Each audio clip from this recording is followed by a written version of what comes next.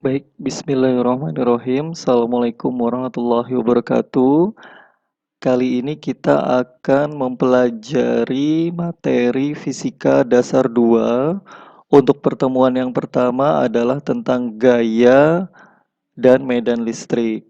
Gaya dan medan listrik, kalau sebelumnya kita mempelajari awal-awal pada fisika dasar 1 yaitu tentang mekanika ya, yaitu gabungan antara kinematika dan dinamika. Sebenarnya apa sih kita ini berkutat pada apa? Kalau dahulu itu pada fisika dasar 1 kita mempelajari eh, sistem partikel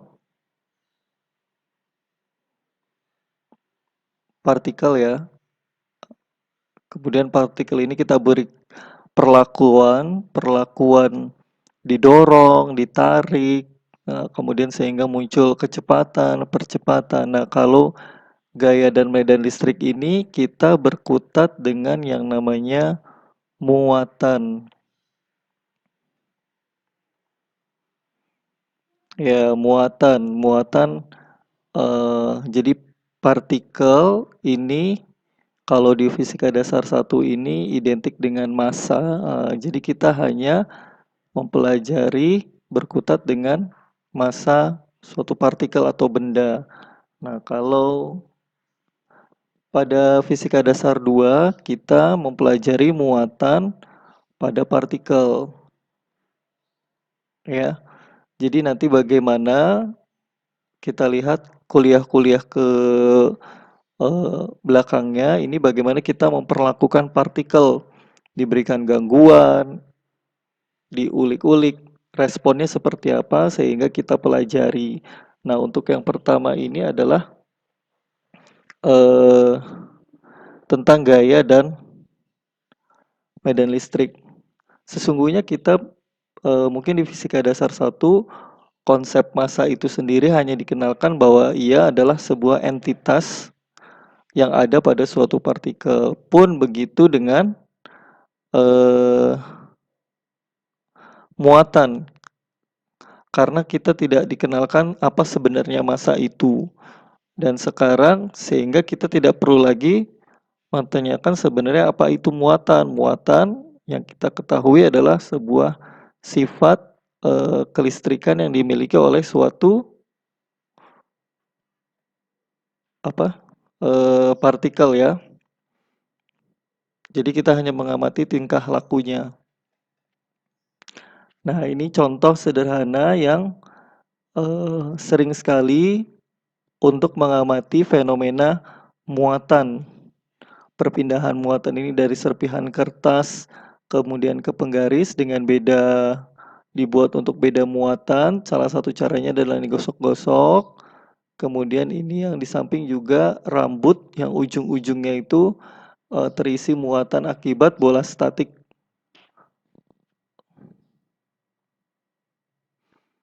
Prinsip dasarnya ini sederhananya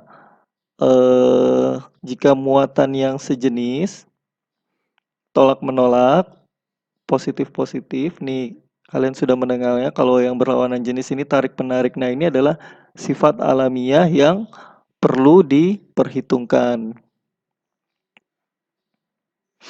Nah, ini hanya uji coba ya. Silahkan kalian amati.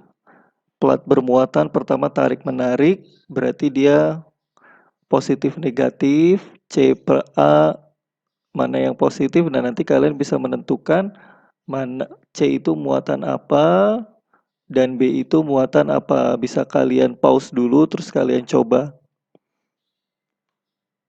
Nah, ini hukum Coulomb. Nah, sebelum hukum Coulomb masuk ke hukum Coulomb, dahulu seorang ilmuwan bernama Benjamin Franklin tahun 1706 sampai 1790 beliau yang menetapkan pertama kali jenis muatan positif dan negatif. Ya, kemudian padahal waktu itu elektron belum ditemukan ya. Elektron itu kan tahun 1816. Namun muatan positif, muatan negatif itu sudah didefinisikan. Nah, salah satu pencetusnya adalah Benjamin Franklin ini. Sehingga muatan tersebut bisa kita bedakan antara positif dan negatif, dan muatan juga dapat disimpan. Nah, interaksi antara dua muatan itu dikenal oleh hukum Coulomb. Nah, di sini hukum Coulomb kalian sudah mengetahuinya ya, bahwa gaya antara dua muatan, nah kita lagi-lagi berfokusnya ke muatan ya, berbanding terbalik dengan kuadrat jarak antara keduanya. Ya, kemudian di sini ada konstanta K-nya, ini didapatkan secara eksperimen percobaannya oleh Coulomb, sehingga Coulomb lah yang sebagai penghormatan rumusan ini, gaya listrik ini disebut hukum Coulomb karena gaya listrik termasuk dari 4 gaya yang ada di alam semesta ya. Nah, ini kemudian ini karena memenuhi arah vektor, karena bertolak, ada yang tarik menarik sehingga memenuhi. Ini adalah yang saling beratraksi, saling menarik. Kemudian interaksi dua partikel, jika ada dua partikel ini bisa dilihat nih, yang hitam 1, hitam 2, jaraknya kalau kita misalnya koordinatnya dari ini adalah R1, kemudian ini R2, maka selisih jaraknya adalah R1, R2. Sehingga bisa kita definisikan jarak antara gaya yang terjadi antara F1 terhadap 2 ini adalah seperti ini. 1/4 pi epsilon 0 Q1 Q2 ini R vektor satuan. Karena vektor satuan ini arahnya ya, arah vektor satuannya saling kemana? Apakah ke sana ditarik, misalkan ininya positif, ininya kalau negatif nih, misalkan saling tarik menarik berarti kan ke sana. Kalau misalkan ini sama-sama positif berarti dia saling tolak menolak, seperti itu. Nah, ini di mana vektor satuan aja lah seperti ini, yaitu selisih dari R12 dibagi besarnya jarak. Nah, untuk kasus banyak partikel muatannya ada banyak, ini hanya penjumlahan secara linear saja. Arah 11, 13 dari totalnya. Ya, sehingga terpenuhi seperti ini nih, jarak total dari semuanya dijumlahkan sehingga mendapatkan gaya total. Penjumlahannya saja. Jadi masing-masingnya kita hitung dahulu. Ini untuk R12 dia berapa? Kemudian untuk R13 itu berapa? Kemudian untuk R yang N itu berapa?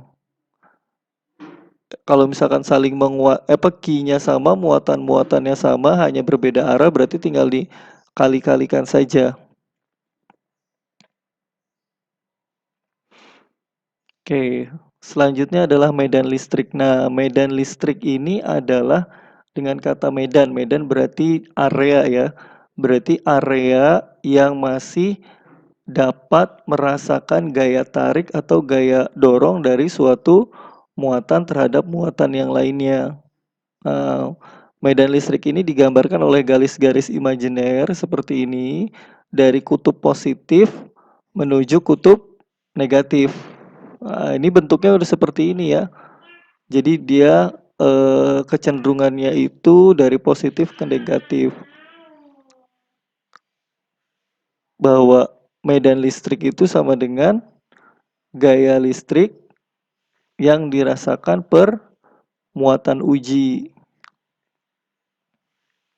Ya. Jadi rumus gaya listrik itu tinggal dibagi muatan ujinya yang mana.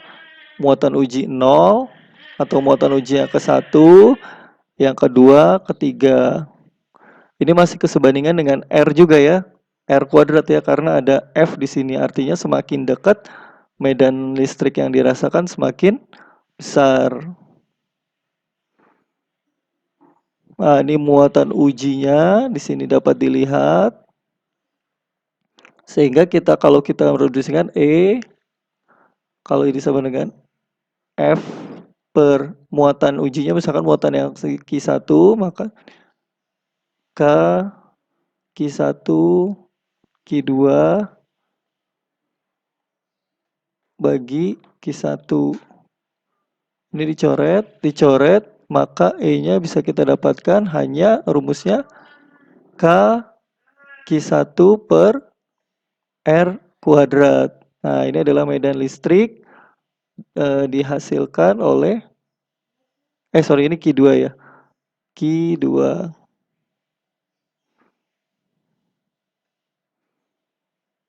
Medan listrik muatan sumber Q pada posisi RB dan muatan uji pada jarak RA. Medan listrik, nah ini dia, ini tadi perumusan yang saya tuliskan. Seperti ini.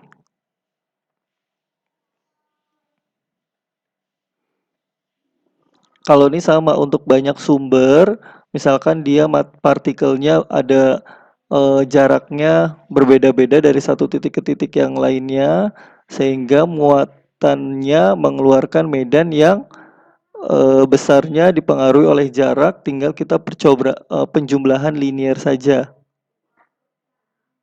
Nah, yang terakhir adalah muatan kontinu. Muatan kontinu ini muatan yang terdistribusi. Kalau tadi kan kita satu partikel ya. Kalau ini misalkan bola, di sini kontinu, di sini ada muatan-muatannya jamak. Berarti di sini muatannya banyak. Nah, muatan-muatannya ini tergantung, berarti area kan. Berarti ini area, maka kita perlu pengintegralan. Tinggal dalam arah, ini kan A-nya kerapatannya. Misalkan kerapatan garis dalam arah dx.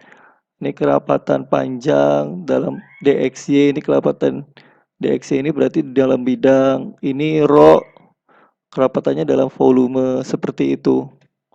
Nanti mungkin bisa diperdalam oleh materi latihan soal di kelas tutorial. Mungkin itu saja pertemuan kali ini.